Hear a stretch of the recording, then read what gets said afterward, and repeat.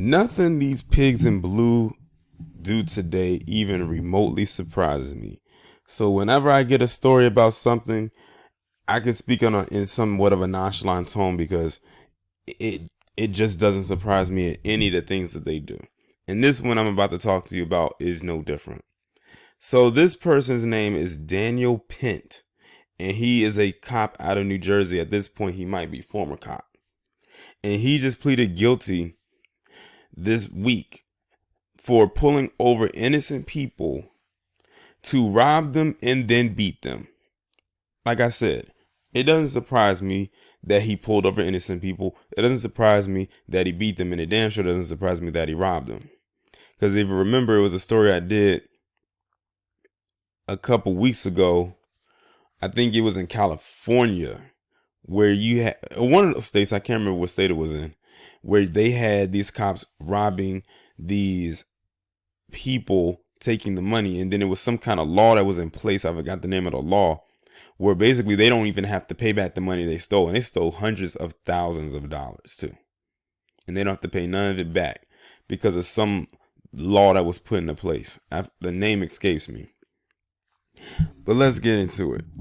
It says frequent readers of the Free Thought already knew that much of a police officer's job consists of stopping people for victimless crimes and extorting or kidnapping them for it. From window to tent and seatbelt violations to jaywalking, police officers across the country have shown that they will detain, extort, beat, and kill people over these so-called crimes that have no victims.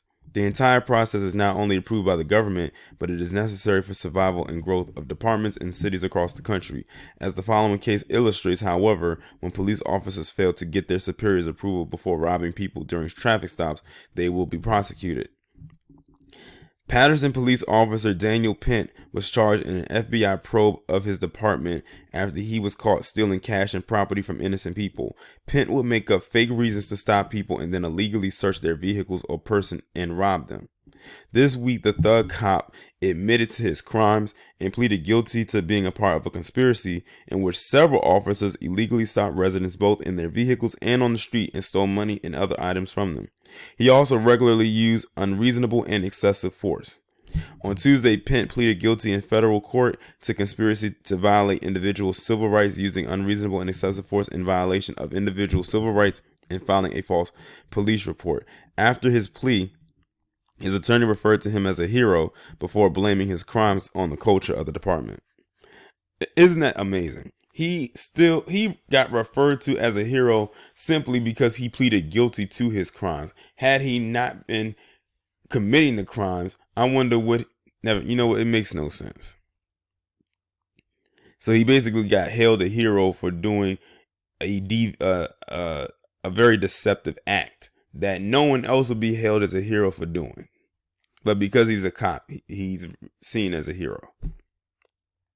It's sad. He was a good cop. A hero cop, said attorney Michael Calabro. He fell harder than most because he was a good cop. He must be really working hard for that check. Calabro said his client tried to distance himself from the other thug cops in the conspiracy, but that the unfortunate culture within the department was too strong to resist. Are y'all hearing this? Noting that your past catches up sometimes. Well, Mr. Calabro, we disagree. Good cops don't pull innocent people over to beat and rob them and then lie about it. Good cops don't conspire with other thug cops to run a robbery ring out of their own departments. And good cops don't use excessive force. In February 2017, authorities said Pent and Udi Ramos, who pleaded guilty last month, stole $10,000 from a vehicle they stopped. They split the money between them, authorities said, and failed to mention the cash in their police report. In a report, according to the criminal complaint, Pent wrote that the man they stole the money from only had $36 on him when they processed him at the department. According to the criminal complaint, the victim in the aforementioned case told authorities that Pent and Ramos did not act like police officers. Instead, they treated the situation like a robbery. The FBI investigation found that not only was Pent robbing innocent people, but he was also savagely beating them, causing grave bodily harm. According to the complaint, those who ran from Pent to avoid being robbed were delivered a running tax by the tyrant cop in the form of fists and boot to the body and face. In one instance, according to NJ.com, authorities said Pent and Ramos responded to a complaint of loud noise, and when they approached the vehicle, they removed the person from the vehicle and punched and kicked him excessively. But Pent's case is rare, right? This has to be an isolated incident.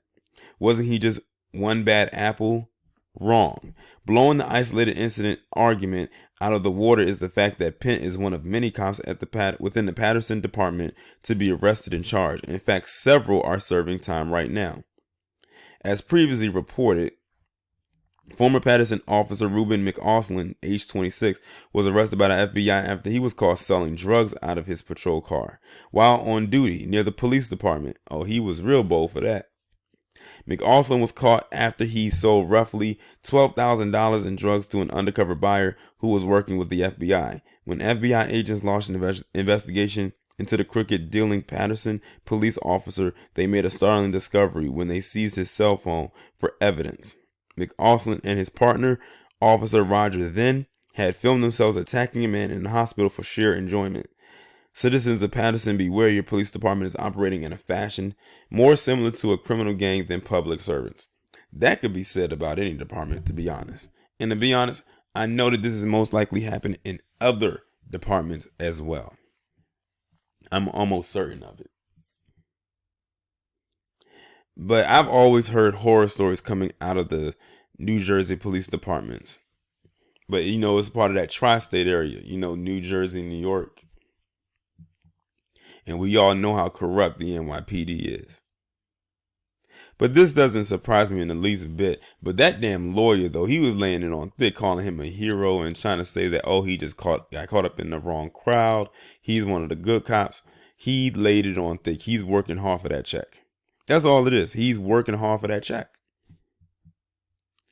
But this one right here and his partner need to both be dealt with accordingly. And preferably by some people that's not going to want to go out there and give them a hug and say they want to be their friend. Y'all let me know what y'all think about this down in the comments, and I'll talk to you in the next one.